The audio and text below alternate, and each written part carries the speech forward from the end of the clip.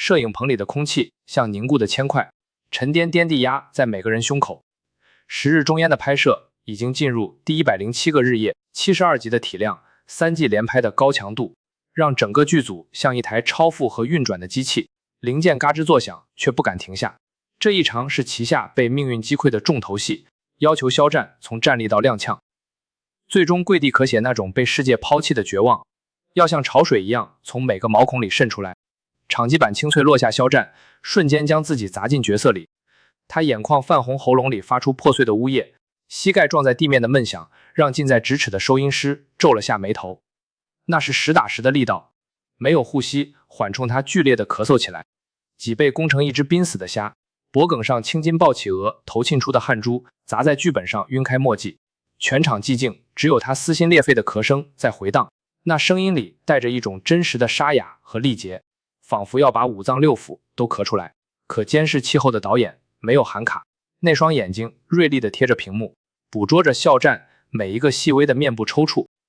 副导演攥着剧本的手紧了又松，欲言又止场务蹲在角落，把矿泉水瓶拧开又拧紧。肖战跪在地上，指尖抠进地面，身体因为剧烈的咳嗽而颤抖。他开始用气声重复着台词，声音越来越弱，像风中残烛。时间一分一秒地流逝，片场只有机器运转的嗡鸣和那令人揪心的咳嗽声交错。终于在他整个人几乎要蜷缩成一团时，导演才缓缓抬起手，用近乎冷漠的语调喊了一声过。肖战没有立刻起身，他趴在地上大口喘气。助理冲上去将他扶起时，才发现他的掌心被地面沙粒磨出了血丝。他的眼神依然陷在旗下的绝望里，久久未能抽离这一幕。后来被剪进了杀青特辑，画面外的粉丝心疼得无以复加。可很少有人知道，在那台监视器的反光里，倒映着一张与在场所有人情绪都截然不同的脸。那张脸上没有对演员敬业的赞叹，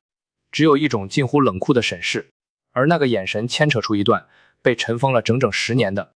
关于两个男人之间无法消弭的旧怨。在那个被监视器冷光切割成明暗两半的下午，片场的空气里弥漫着一种微妙的焦灼。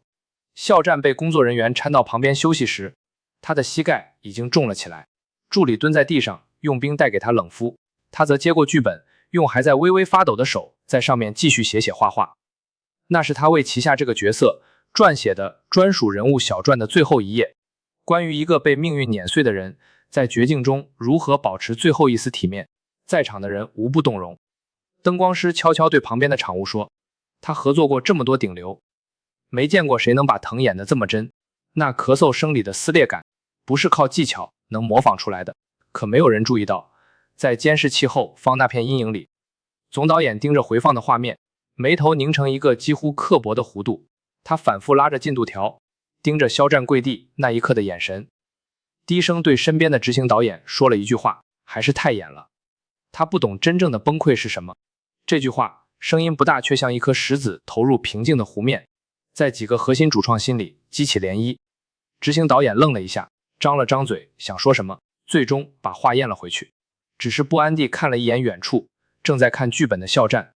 那个下午的拍摄继续进行，肖战在膝盖上缠了2层绷带后又站回了镜头前。导演的要求变得近乎苛刻，一个站起来的动作要拍10几条，理由从情绪衔接不够顺畅到身体重心偏移不符合角色心理逻辑，各种技术性挑剔让现场气氛越来越凝重。肖战没有说话，只是每一条都照做，甚至主动要求道具组在掐他脖子的戏份中增加力度，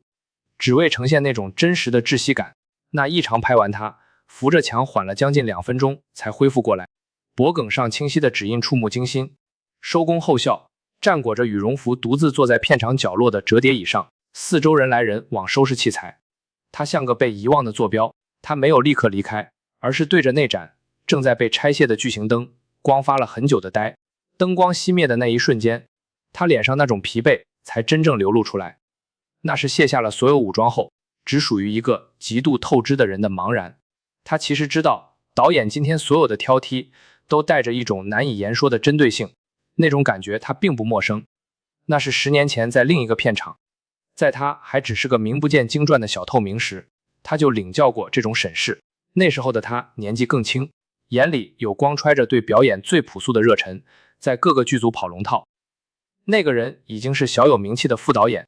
那部戏是一部古装群像，肖战演一个只有几句台词的配角，戏份不多，但他每天收工后都留在片场看主演们对戏，像一块海绵一样吸吮着每一个细节。有一场夜戏主演临时状态，不佳需要替身走位，他被临时拉去顶替，站在镜头前，按照副导演的要求走了几遍位置。那个副导演就是现在坐在监视器后面的人，当时盯着他的眼神就和今天一模一样，带着一种居高临下的审视和不耐烦。那次走位结束后，肖战听到他对旁边的摄影指导说，长得好看的木头而已，这种新人我见多了。红不了的声音不大，但每一个字都像针一样扎进肖战耳朵里。他当时没有反驳，只是攥紧了拳头，然后在第二天的拍摄中用一个眼神让全场安静。那是他被临时安排给主角搭一场情感爆发戏，没有台词，只有一个从震惊到绝望的转眼神变化。他做到了那个镜头，最后被剪进了正片，成为那部剧的高光段落之一。可他并没有因此获得尊重。那个副导演在杀青宴上喝醉了酒，拍着他的肩膀说，小子，运气不错。但这一行运气是最靠不住的东西。肖战只是笑了笑没接话。那之后他们再无交集，直到10年后，命运像一个巨大的玩笑，让他们在同一部戏里重逢。当年那个副导演已经凭着一部现实主义题材作品拿了奖，成为业内公认的演员杀手，以磨砺演员逼迫极限著称。而肖战也从那个被评价为红不了的木头走到了今天的位置。他拿过影帝，得到过前辈的认可，在白玉兰颁奖礼上被倪萍满眼欣赏的称赞。从流量到体面演员的这条路，他走了将近10年，每一步都踩在刀尖上。可有些东西没有变，比如那个人看他的眼神依然带着一种根深蒂固的偏见，仿佛在说你只是运气好。那场跪地咳嗽戏之后，片场的气氛发生了微妙的变化，原本融洽的剧组被一种无形的紧张感笼罩，就连每天惯例的旗下最爱吃茄子这种角色梗玩笑都少了许多。大家不再围在一起逗趣，是各自埋头做自己的事。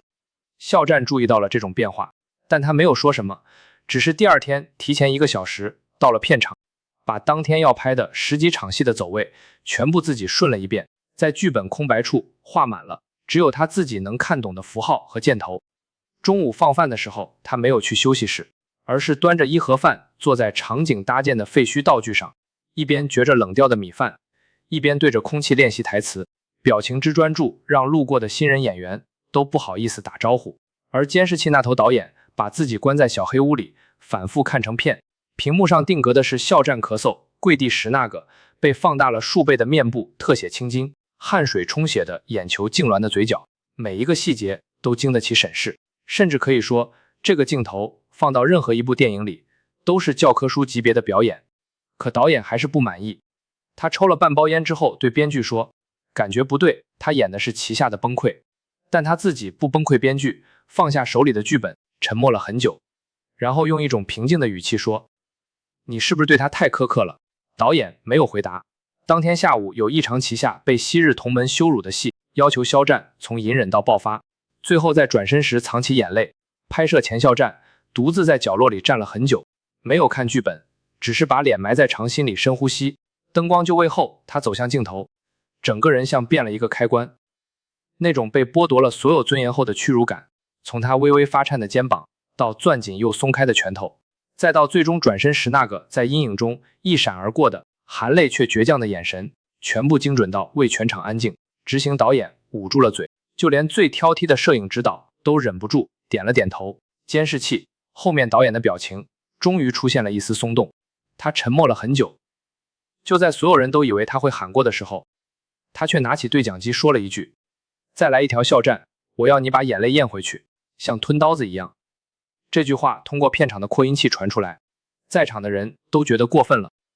因为刚才那条已经是无可挑剔的程度，但肖战只是点了点头，把刚才的路重新走了一遍。这一次他的眼眶是干的，但从他绷紧的下颌线和喉结剧烈的滚动中，所有人都看到了那种把刀子往肚里咽的撕扯感，那比流泪更让人心碎。拍完后，他自己走到监视器前看回放，看了整整2遍，然后对导演说，我觉得第1条更好，第2条太紧了。齐夏在这个场景里应该还有一个瞬间的软弱，他毕竟不是铁打的。他说这话的语气很平静，没有抗议，没有委屈，只是在讨论角色。导演盯着他的眼睛看了几秒，然后说用第一条，这是开拍以来导演第一次采纳他的意见。收工时天已经黑了，肖战拖着疲惫的身体往停车场走。经过导演的休息车时，他听到里面传来争吵声，执行导演的声音带着压抑的激动，你到底在较什么劲？他今天的表现全组人都看在眼里，你到底哪里不满意？回答是一阵长久的沉默。肖站在车外站了几秒，然后转身走了。夜风吹起他羽绒服的衣角，头顶的月亮被云遮住了一半。他知道答案，那个答案藏在10年前一场没有被记录在案的争执里，藏在今天监视器后那个审视的眼神里，也藏在那个男人至今未能释怀的某个心结里。那段旧怨其实并不复杂，甚至可以说俗套一部小成本电影的资源争夺。当时的肖战只是一个被资本推到台前的备选，而那个人精心准备的项目因为他的介入被临时叫停，从此在业内颜面扫地。可肖战甚至不知道这件事，他只是听从公司的安排去试了个镜而已。但那个人不这么认为，他觉得肖战抢走了本该属于他的东西，而靠运气和脸吃饭的人凭什么凌驾在真正的才华之上？这个心结一埋就是10年，发芽生根，长成了一片盘根错节的荆棘，直到今天在十日中烟的片场被那一声跪地咳嗽彻底捅破。杀青那天，十日中烟剧组举行了盛大的庆祝仪式，全组上下被旗下最讨厌吃茄子这个梗逗得笑声一片。导演带头玩闹，气氛热烈得像是之前的紧张从未存在过。肖战穿着杀青特制的 T 恤，站在人群中间，被同事们的蛋糕糊了一脸，一边笑一边躲。最后在社交平台上发了一句我谢谢你哦，哈哈哈，回应全剧组的调侃，语气轻松得像那个跪在地上咳到颤抖的人不是他一样。可杀青宴的后半场，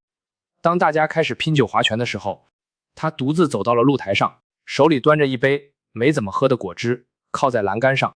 望着远处城市的夜景发呆。身后传来脚步声，他没有回头，因为他知道是谁。导演走到他旁边站定，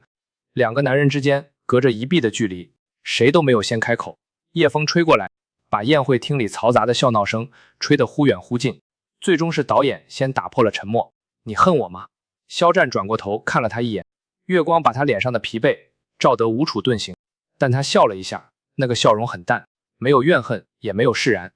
只是像在陈述一个事实，恨过，但这行里谁没有被针对过？他顿了顿，把果汁杯放在栏杆上。我当年在庆余年剧组拍戏的时候，有人说我连走位都不会，后来那段戏剪出来，观众还是认可了我在射雕剧组。徐导把15天的戏加到3个月，我每天从威亚上下来，浑身青紫，但我从来没跟人抱怨过。我走到今天靠的不是报复谁，是每一场戏我都把自己的命搁进去。导演沉默了，他从口袋里掏出一包烟，点上狠狠吸了一口，烟雾被风吹散。他忽然想起10年前，在那个杀青宴上，他拍着年轻肖战的肩膀说运气靠不住的时候，那个年轻人脸上也是现在这种表情，平静，不卑不亢，甚至带着一点让人恼火的坦然。他沉默了很久，声音变得有些沙哑。你知道我为什么一直针对你吗？10年前那部戏，我准备了3年，所有的心血都在里面，结果因为你的介入项目被临时叫停，我差点在那行待不下去。我那时候想，凭什么你一个什么都不懂的新人，凭什么拿走我3年的命？肖战听着，脸上的表情没有太大变化，他沉默了一会儿说，那部戏后来没有拍成，我知道，但我当时不知道是因为我公司安排的试镜，我没有选择权。他转过身正面对着导演，两个人的目光在夜色中交汇。但这10年，我从来没有靠抢谁的资源走到今天，我的每一个角色都是我自己试镜，写人物小传，在片场一条一条磨出来的。